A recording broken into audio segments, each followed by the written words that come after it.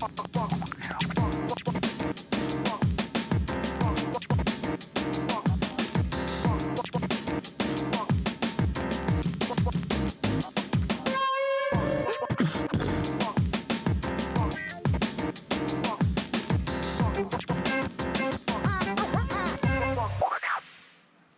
evening and welcome to Culture Shock. My name is Emma Louisa Manchia.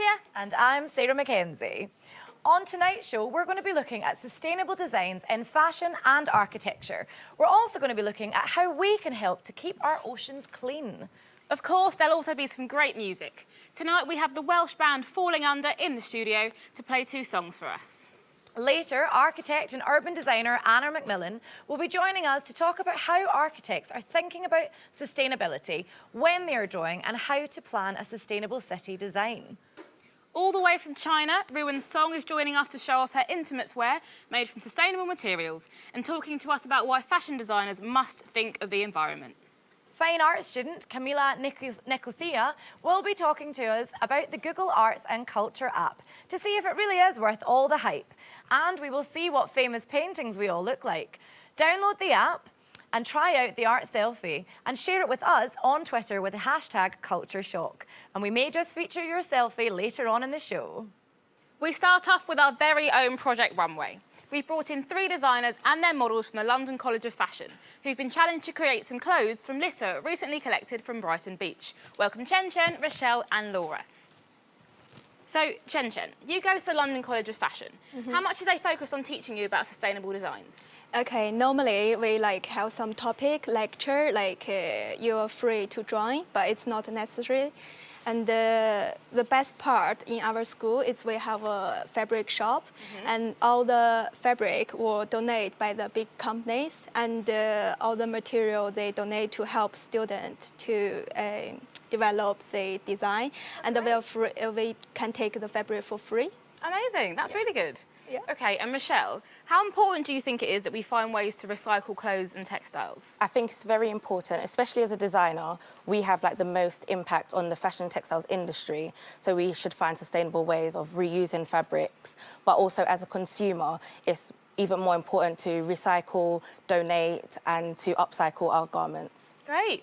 Okay, and Laura, you recently went to Smoky Mountains too, which is in the Philippines.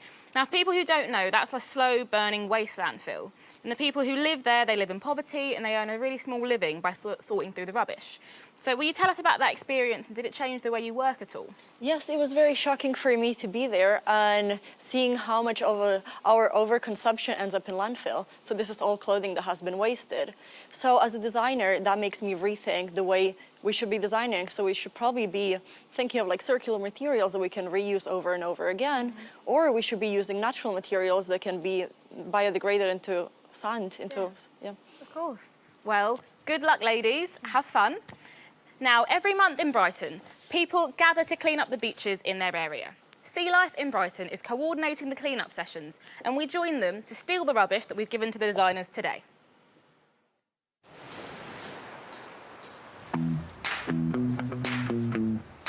It's really, really important that we keep the waters clean. People that live in Brighton are typically more conscious of their beaches because it's where we live. Our first beach clean was about a year and a month ago, and in that time we have found a lot less plastic, which is really, really positive. I got a Heineken here. Is that a Heineken? Oh, good beer. Good choice, mate. Today we've got a nice day, so it means more people have come out. We've had around 40 people participate today, but that can go sometimes up to more than 100. On the last beach clean we did measure it and we collected about 17 kilograms of rubbish, which is quite a lot, seeing as most of it's about this big. Most of the people that are here with us today, they've come from a local business. So it's really great because we're doing it on a weekday. That means that local businesses can all kind of come and do it as a team building exercise. It can drastically affect marine life, for example.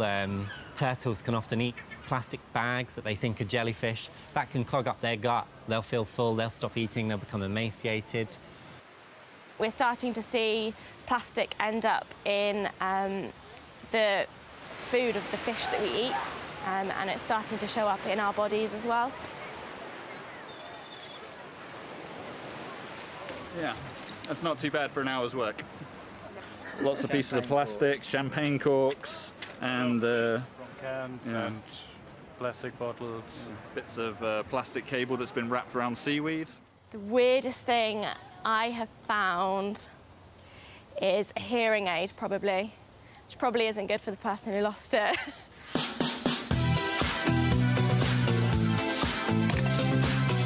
Just make sure that you use as little plastic as possible. Use reusable water bottles, kind of reducing your single-use plastic. You know, there is a lot of environmental damage at the moment, but it's not too late. If you're interested in helping out in your area, you can go to our website, tvcultureshop.com, and under episode 3, you'll find more resources and links to beach cleans around the UK. It's time for some music to motivate the designers. They're from South Wales and are an alternative rock band. Here is Falling Under with their song, Gasoline.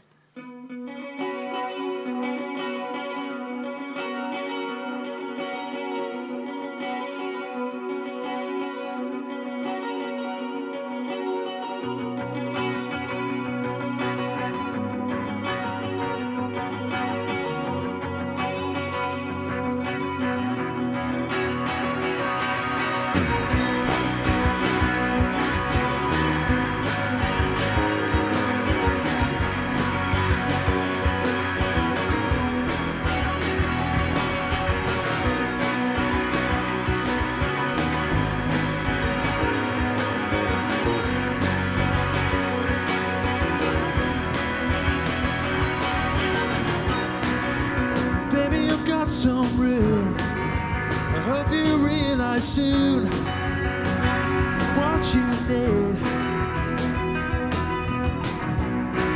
'Cause you and I are in ladder, up and down every hour, endlessly. What you do to me, I can't hardly breathe. Whoa.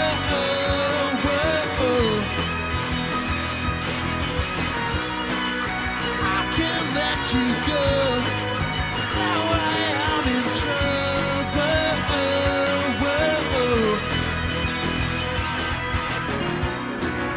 And I just run away because I never learned to face the faults. I'm just no good and it kills me, baby.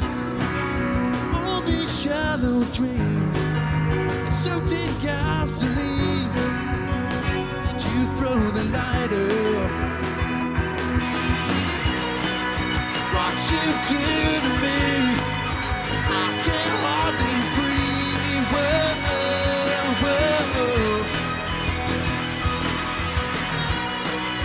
I can't let you go. Now I am in trouble. Whoa, whoa.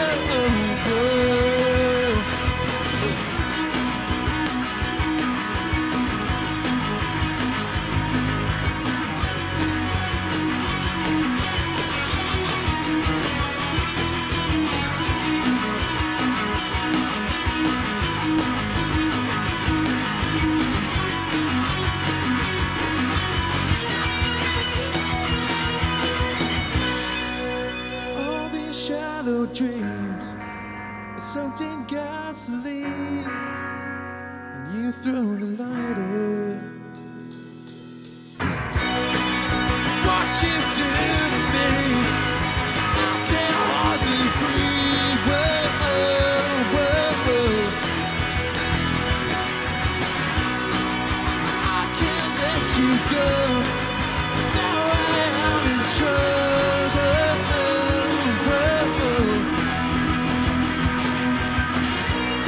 I don't know what to say to make you feel this way. You don't.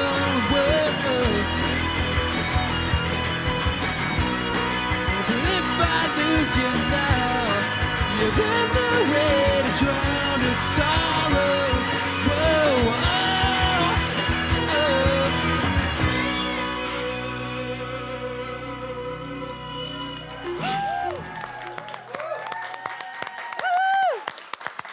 Thank you to my Max, Ryan, Alex and Liam from Falling Under.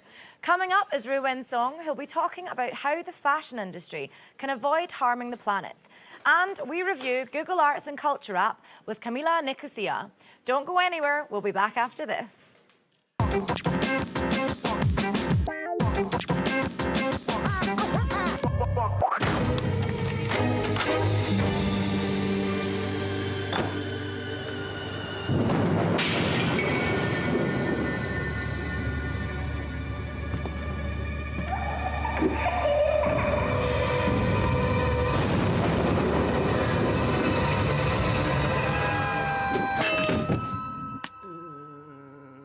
For a nice surprise, go to notonthehighstreet.com. And look in the camera, everyone. Hold still, please. Okay, 3, 2, you two in the back, stop it. You switch with the girl in front, please. Go with the glasses. Go with the glasses, could you? Yeah, just switch. And everyone look into the camera. And hold still. 3, 2, hold still. Go with the glasses, hold still. Hold still.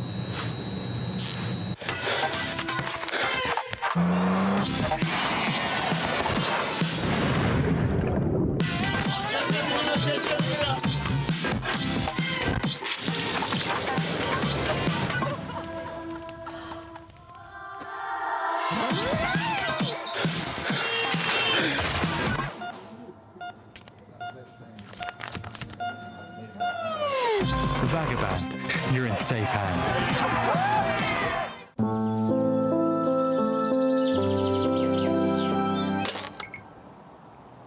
This man has just stepped on an HSE landmine. Meaning the second he steps off, boom. What do you mean, boom? He should be in pieces all over the field. Pieces? However, his posture is perfect thanks to the Healthy Backpack, and he'll be able to stand still for hours. Hours? The Healthy Backpack helps posture and saves you from landmines. Oh, Oh dear.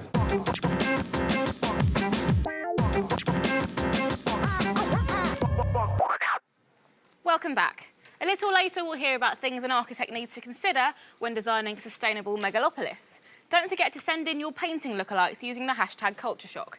Sarah, how are the designers doing? Well, they're looking good so far.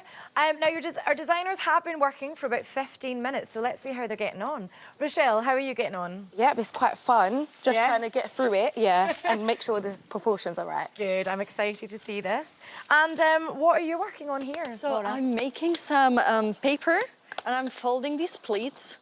So we're getting some volume. I like it. Okay, well, I'm not going to disturb you guys anymore. I'll let you get on. Now, Ruwen Song is an intimates wear designer, and she has come all the way from China to talk about her company, Voyment, which creates sustainable fashion. Welcome to the show, Ruwen. So you brought in 3 designs from your swimwear line Inside the Surface.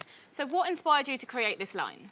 So the initial inspiration is quite a simple image from my memory. It's a pot of water, and this is underneath a car in the parking lot during a rainy day. So this pot of water is actually a mixture of the oil dripping down from the car and mixed with the raindrops.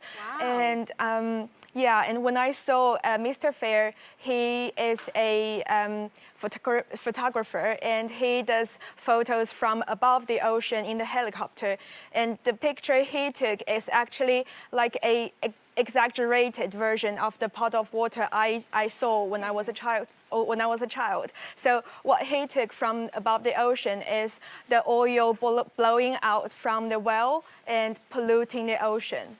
Well, you can really see that in the colours. Will you talk us through the pieces we've got here today? Yes, so the initial idea about this collection is about to create something really beautiful from outside. It's just like the pot of the water. It's very colorful through the light as well. So I use matte fabrics and shiny piece of bit to decorate them. So it's like the color palette of the pot of water. Yeah. And I saw a very interesting ranking of pollution. It is said the first one is the petrol, Yeah. and the second one is fast fashion. So it's really interesting. There has to be something to do between these three. So it's like the pollution, the petrol, and fashion. So I want to explore more into this research and to express through this whole collection. Yeah. And what made you choose swimwear? Basically, what I learned in my bachelor degree is lingerie and swimwear. And the reason why I choose swimwear over lingerie is because you swim in swimwear, right? Yeah. When you swim in the ocean, you wear swimwear. So this is kind of like my personal media to connect the human body and the ocean pollution together in this project. I love how it's all connected through your theme. It's really nice. Thank you. Now, you mentioned fast fashion earlier. So what exactly is that? So maybe we can compare fast fashion and fashion at the beginning. So a fashion brand, they can launch 2 to 4 collections each year. However, the fast fashion brands, they can launch 12 to 24 collections each year. Wow. So that is almost 6 times than fashion brands. And the fast fashion, they produce very fast and they sell very fast because the price is low. Right. And a lot of people can afford it, and that's the market for it. But due to the fast renewing fashion styles, this 12 to 24 collections can be out of fashion very fast as well. Of course. Yeah, so what they're going to do with the old styles and the old stocks, and some brands, some fast fashion brands, they choose to burn them up, burn all the old stocks. But maybe let's go back to the procedure of how the clothes are made. Yeah. They use cottons, and the dyeing system is actually, they need a large amount of fresh water to produce. So what they are burning is actually the sources from the earth, the cottons and the water, but they just turn it into burning ashes and polluting the air again. So it's like, kind of like a dead loop. So while we're on fast fashion, you've said it's one of the second most polluting things. And obviously you've spoken about how they burn the raw materials. Yeah. So it seems really bad. Like, how do we stop this? What do we do? At the moment, as I said, there's a market for the fast fashion. People will pay for it. So I don't think we can stop any fast fashion right now. But as a customer, I think what we can do now maybe is to reduce the pollution and reduce the waste of our clothes. So I saw a very, very interesting report about the amount of money you pay for the fashion products. So it is, if you buy 10 pair of shoes from a fast fashion brand, so that actually you can use this amount of money to pay for a luxury brand. Yeah. So maybe shopping wisely and shopping less. Yeah. It is a solution. It might be a solution to reduce the waste, to reduce the amount of you throwing away. And before you throw away your old clothes away into the bin, maybe you can think twice. You can give them to charities. Yeah. Maybe some people will need them. Yeah. Yeah. Of course. So you've spoken a lot about being a bit more sustainable. Do you use sustainable materials in your brand? Yes, we source sustainable and recycled fabrics for our brand. And as I used for this collection as well, I sourced the swimwear lycra from an Italian company, and they actually made from discarded fishing nets. Wow. So yeah, they turned the fishing nets into nylon and waved into fabrics again. And you can see a lot of beadings going on my designs here. So those buttons are actually vintage, and I think vintage is kind of a part of recycle as well. So once you use vintage and you're not going to abandon them. Of course, You're going to use them again and bring them to life again. So you started the brand Voyment Intimates. So tell me a bit about that. So Voyment is a lingerie and swimwear brand, and the name Voyment, a lot of people are curious about it. So it's actually combined with 2 words, void and movement. So void, we want to leave a space for our customers to put their identity into it, and movement is just like the first collection inside the surface. Yeah. It's we want to create kind of we want to focus on the social issues as well, and we want to explore and express ourselves through our designs. Yeah. Great, okay. Well, do you think there's enough fabric for the fast fashion brands to make 24 collections a year? We spoke about that a bit earlier. Oh, well, it's like if you're going to produce more, you're going to use more sources from the earth, right? So you're going to grow more cottons, and how can we grow more cottons? Probably you're going to use toxic chemicals. Yeah. So that is another kind of pollution to the earth again, and you're going to dye more fabrics into all kinds of colors. You're going to use tons of fresh water again. And this is going to be probably out of fashion in 6 months. And again, they're probably going to be burned away. Yeah. Right. So Well, thank you so much for coming in, Ruben. Thank you Really, very much. really good stuff you told me there. Now it's time for Sarah to update us with the news of the day.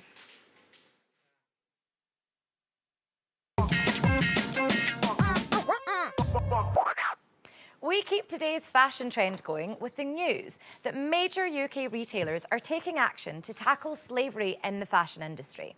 John Lewis, M&S, New Look, Next, River Island and Sports Direct will work together with law enforcement bodies to root out criminals and help hidden victims. These new actions come as a response to the news that modern-day slavery offences have reached an all-time high. In September, UK police forces ran more than 920 investigations involving over 2,000 victims. Prime Minister Theresa May has welcomed the new measures, praising the businesses and making it clear that British consumers will no longer stand for these crimes, creating the shoes and clothes that they buy and wear. The Tate Liverpool is to stage the first major UK exhibition of American artist Keith Haring, best known for his AIDS activism and his visual motifs such as radiant crawling babies, crude barking dogs and flying saucers. Haring was part of the New York street art scene and was friends with figures such as Andy Warhol, Madonna and Grace Jones. He died in 1990, aged just 31, from AIDS-related complications. As well as displaying drawings and paintings, the gallery will include flyers, posters, videos, and excitingly, in some rooms, thumping electro hip-hop. The exhibition will run at the Tate Liverpool from June to November next year. The government has been criticised for its response to a petition to save our libraries. Over 30,000 people have signed the campaign, including writers such as J.K. Rowling, Neil Gaiman and Philip Pullman, but have all been left hugely disappointed by the government's response that councils would keep control over funding decisions so they can meet local needs. Librarian and campaigner Ian Anstis said that this was typical of a hands-off administration who have been keen to pass on all responsibility to local councils while at the same time cutting their funding. Rowling has been previously tweeting her millions of followers that we need more signatures to protect government funding for libraries, and will be hoping that more people put their names to the petition to reach the 100,000 signatures required for a debate in Parliament. Last Friday, we brought to you the news of China's first AI presenter, and now Japan has decided to go one better. Around 40 guests watched Akiko Kondo's marriage to Miku, a hologram of a virtual reality singer. 35-year-old Kondo has been living with Miku since March and is reported to have spent over £13,000 on the formal ceremony. The hologram floats in a desktop device and also comes in a doll form, which Kondo took to a jewellery shop to get the ring. Kondo said, "I've never cheated on her and I've always been in love with Miku." He also pointed out that 2D characters can't cheat, age or die. It sounds to me like Miku is going to be a very cheap date. And finally, everyone here at Culture Shock would like to pay our respects to Marvel comic book legend Stan Lee, who passed away aged 95. He truly was a real-life superhero who brought joy to millions of people. And may he now rest in peace.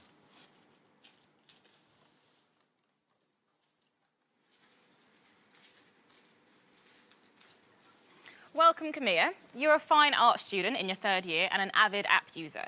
So we gave you the Google Art and Culture app to review for us today. So what can you do on this app? Well, there's a lot of features actually. One of them is the virtual tour one, which allows you to visit museums all around the world, but not just that, also emblematic locations or just monuments. Wow. And it's really, really interesting. Another feature for which it is quite famous is the selfie app, this is Art Selfie, which allows you to take a selfie and match it with your painting lookalike. And for me, for an artist, is really nice because you always go into museums and look for that. Yeah. One other really interesting feature is the Near Me feature, which is quite controversial because it asks for your location, which many people are not willing to give out. Yeah, a bit shaky about that. But it's really interesting because it gives you information not only about museums and galleries, but also about any cultural event, theaters, markets, and all of these kind of things. That's really cool. Yeah, it is. Yeah. And then one of my favorites is the Zoom app, which allows you to zoom in great details into any 2D or 3D work of art that is actually uploaded on the app. One other really nice feature is how they structure the research engine, which allows you to look for collections, for museums, but also by date or by color. So if you don't remember a painting or you're looking for one specific thing that you cannot remember, you can look it up that way, which is quite nice. That's good. So would you swap this for the real visit?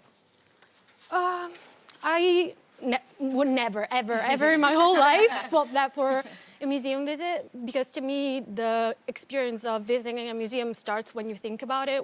It starts in the city that you are in your way to the museum, in the surroundings of the museum, outside of the museum itself. And there is a curation in the museum, and being in it allows you to see it for the whole instead of just going around with it. Yeah. And so what would you say is so special about that museum visit that you can't get from the app?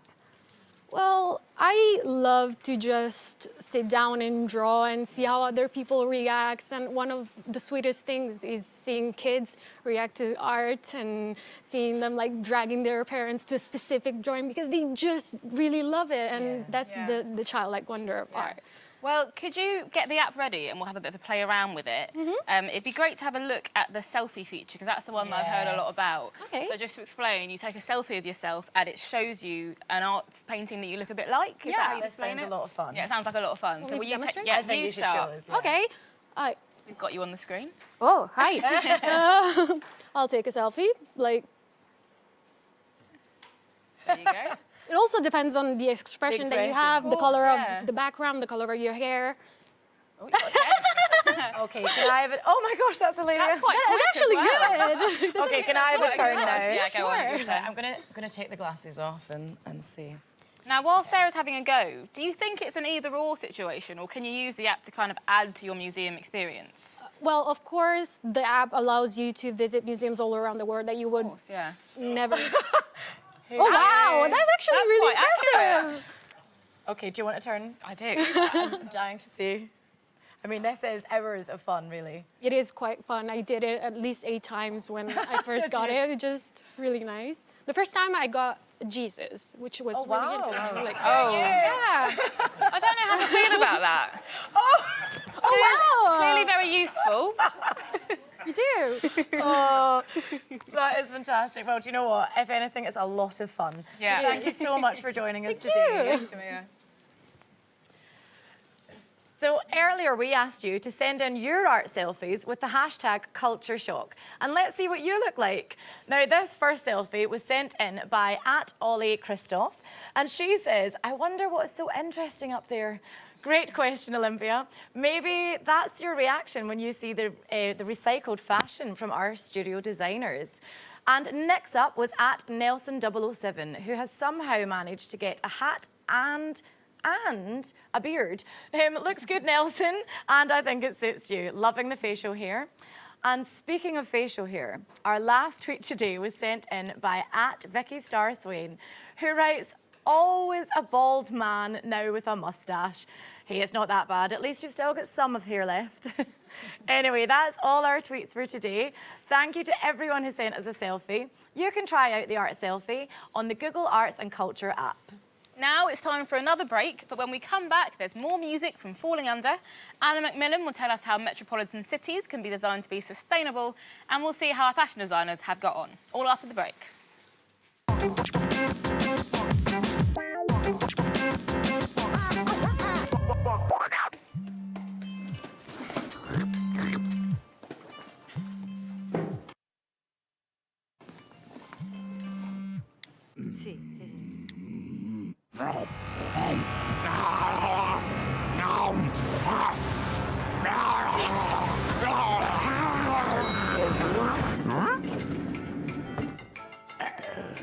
shake the monster off your back. Get the healthy back bag.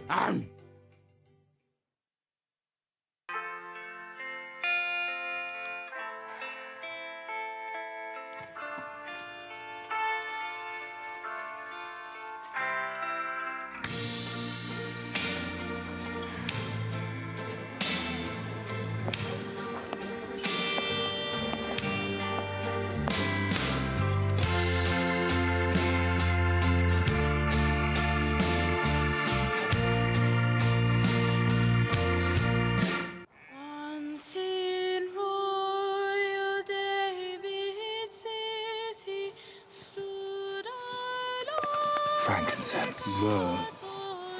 Gold. where our mother laid her bed. Oh my god, that is proper nice. You like that, darling? This is really good website.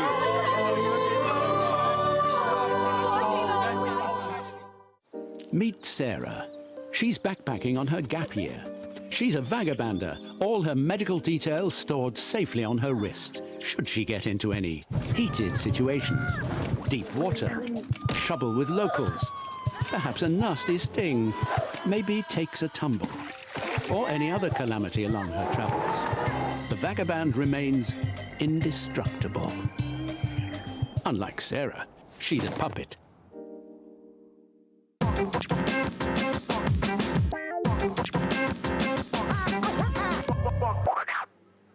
Hello and welcome back to Culture Shock. Coming up in the show, another song from Falling Under, and we will see the creations of the designers on the runway. But first, as cities around the world become homes to a growing population, the problem of waste and pollution now threatens the planet. But architects can help with this, as more and more they're designing cities to be sustainable. Joining us in the studio is Anna McMillan. Anna is an RIBA chartered architect with expertise in urban design. She has experience in leading strategic master planning, town centre regeneration projects, suburban housing schemes, and urban design guidelines. Welcome to Anna McMillan. Thanks for joining us. Thank you, Sarah. No problem. So, how important is it that a city is designed to be sustainable? Well, it's really important. I mean, currently we already have over 50% of people in the planet living in cities. And this is planned to expand, and by 2050 we'll have 70%. That means we have to continue designing cities, really, but we have to do that, and at the same time we have to tackle climate change, and we have to consider that, you know, cities are primary sources of carbon emission, because you can think of buildings with the heating, cooling systems, transportation networks, so all of that has to be addressed. Yeah, definitely. And would you say we should or can tackle that here in the UK? Oh, certainly, yes, because we do need to continue growing cities. We need so many more new houses, and we have to do that in a sustainable way. I think we do have some different options. I would say the first is perhaps looking at regeneration, which is looking at areas that are already urbanized. And we've done some projects. Currently, we have a project in quite central area of London, the Aylesbury regeneration, which will come on site next year. That is done sustainably and will actually be the first BREEAM Communities Master Plan certified in London. So this is a method we use to assess how sustainable an area is. And in that, we are obviously raising the densities, because that's one of the things we do, as well as providing better spaces for people to live with new small open spaces, other mixes of facilities which are currently not on site. And by increasing densities, we can then provide more access to public transport. And that really helps changing how people live in these spaces and how people adopt more sustainable life choices as well. Yeah, definitely. And are there any areas in London that are currently, has been built sustainable? Oh, yeah. There's definitely more central areas and up to zone 2, as well as some nodes sort of outside are more sustainable. That's because basically they've got medium to high densities. They've got a certain mix of uses, and they make public transport viable, so they do play a role in influencing how people choose to live, how people choose to actually go cycle or walk to the tube station, get on a tube rather than drive a car. So affecting their lifestyles in a positive way, you would say? Yes, certainly. Brilliant. Yeah. And what can you think of an example of a city that is not very sustainable? Oh, yeah, just right now from the top of my head, I think probably the most common one would be Los Angeles, because unfortunately it's been planned and built in very, very low densities, and that makes it really difficult to provide public transport as a viable option. It makes it that people are really dependent on driving, and then also drives the need for big infrastructure, takes very big land portions. Also, this affects the access that people have to things like education, other types of facilities, cultural facilities, community facilities, together with the transport. So that does affect people's opportunities, and in the long run, it does actually play a role into how cities can be performing in terms of their development, economic development trajectories. If we actually compare, for example, there's studies coming up comparing Los Angeles with the north, with San Francisco, for example, and seeing that we are already looking at some different trajectories in development, with Los Angeles, performing slightly below the northern cities. And there's many causes to this, but density is one of those, the low densities. So it is definitely really important that we look in the long term when we design more cities, when we continue to urbanize for more people, that we actually have the spaces and the places that can meet in the long term all the objectives. And would you say that climate has got anything to do with that, with Los Angeles being obviously a much hotter climate than London? Yeah. That's an interesting question, but it really is not necessarily a determinant on how you approach design. I can think of an interesting project that I've worked on some years ago for Dubai, so obviously a city in the desert with a very hot climate. But the government was really good and invested in a new metro infrastructure for the city, which is actually currently now operating. But the question was, how do you then make people use the metro system, and instead of taking the car, and how do you make people walk from the tube stations to wherever they wanted to go? And we looked at how long a human body takes to walk in the heat until you actually feel hot. And imagine this is we're designing routes of, say, 200 meters from the station to a cinema or to an office. And through our data and through our analysis, we figured out after 40 meters we'll actually feel really hot. So we designed the network to be very low carbon and have very low energy consumption. So for most of it, it is shaded, it is taking the paths through, for example, on the balconies or trees. And then at every 40 meters, there's a point where there's air conditioning and people will cool down, so the body will upgrade. Yes, we can see it looks beautiful there. And on these points, there's opportunity for retail as well as for a new community space. So it's kind of adding the environmental benefit to the local economy, to the local community, and creating a good experience of the walk experience itself. Yeah, that's fascinating. Well, I mean, you're doing a great job. Thank you so much, Anna. Thanks. Over to Emma. Now, Halloween is great business for scary costumes, the screening of horror films on TV, and the sales of pumpkins. It also means for the students at the model making department here at the NFTS, time to recreate the set from a famous horror film. Let's have a look at what they were working on when we visited them earlier today.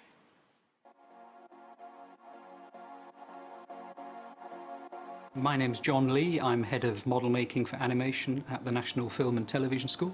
This year we're building a replica set from The Shining, which is the classic Stanley Kubrick film. And it's very challenging for my students because we have to, first of all, research the film by watching it and creating our own working drawings and scale templates from the film. Currently making a 1:6 scale model of the red bathroom scene from Stanley Kubrick's film The Shining. A typical day starts off with us all coming in the morning. We'll talk about what we got done yesterday, what we're hoping to get done today, and what difficulties we think we might encounter.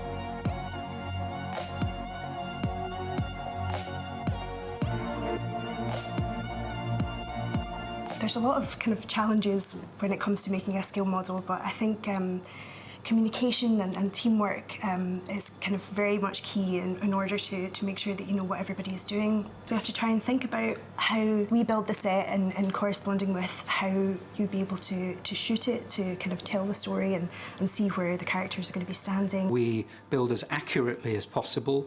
so that when the audience look at the film finished, they think they're looking at the real film rather than a miniature. So when the Shining set's accomplished, I'll be very happy.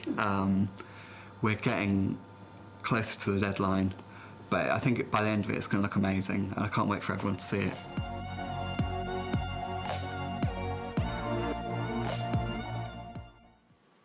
Now, time is up and our fashion designers are all done. We challenged them at the start of the show to incorporate rubbish we'd collected at Brighton Beach into their clothes designs.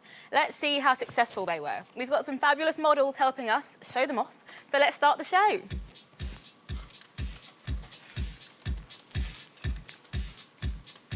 So Chen, your model Maxim looks great. Could we get you to turn around to the back of the top as well? So what was your idea behind this?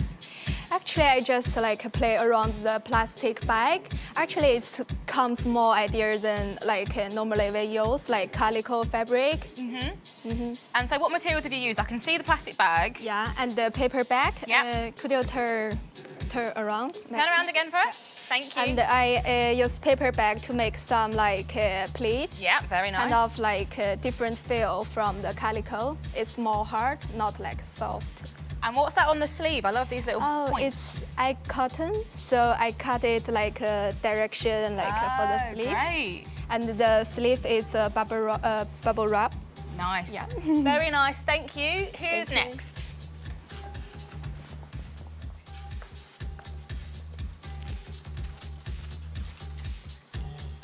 Wow. So Laura, what were you thinking with this one? Well, so for the top part, I used the cardboard from what I think was furniture wrap. Yeah.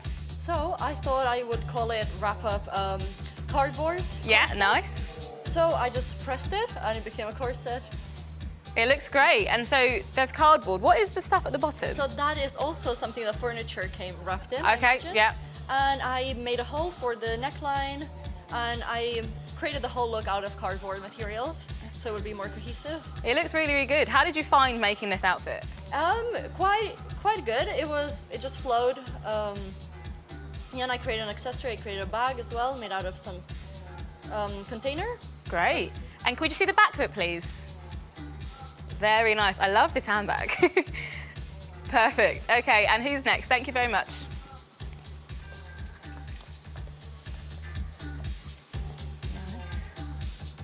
So Rochelle, talk me through this. Well, I've kind of gone for the traditional, like, British trench coat and then added a bit of a sportswear kind of style to it.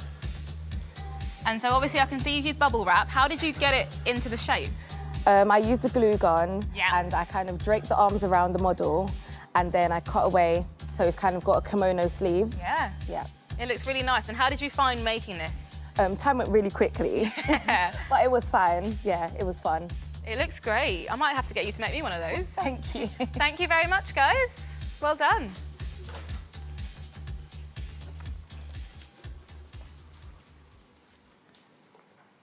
That's all we've got time for. And tonight, playing us out are Falling Under with their brand new song, Don't Go. We'll be back, same place, same time tomorrow. We'll be looking at Subversion, putting a spotlight on women's bodies and the drag kings of London. And remember, you can get all the information on our website, which is tvcultureshock.com. A huge thank you to all our guests tonight. Here's Falling Under.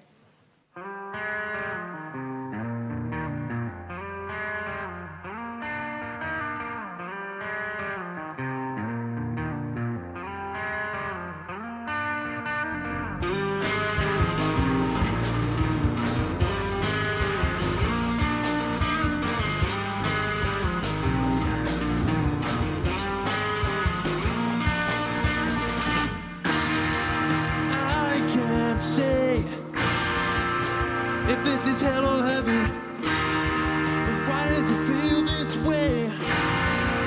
I guess it's just that kind of thing. Wait till morning if I'm still calling. Whoa.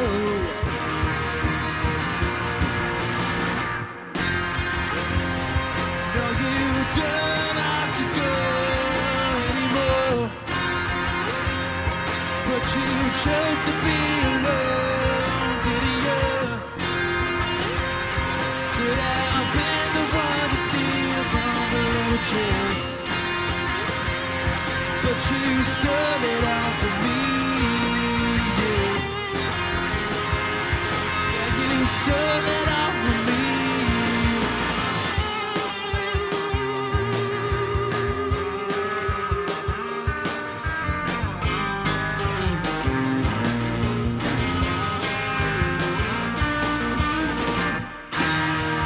I can't sleep. I don't know why I'm trying.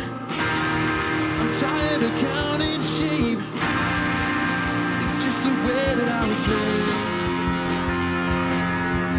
Raised by lions, cage like an animal. Like an animal. No, you don't have to go anymore. But you chose to be alone, didn't you? Could I have been the one to steal from another tree? But you sold it all for me. Yeah, you stole it all from me.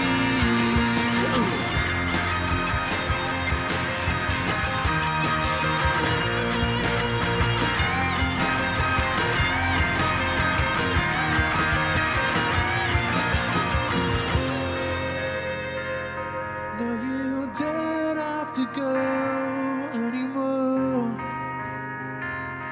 But you chose to be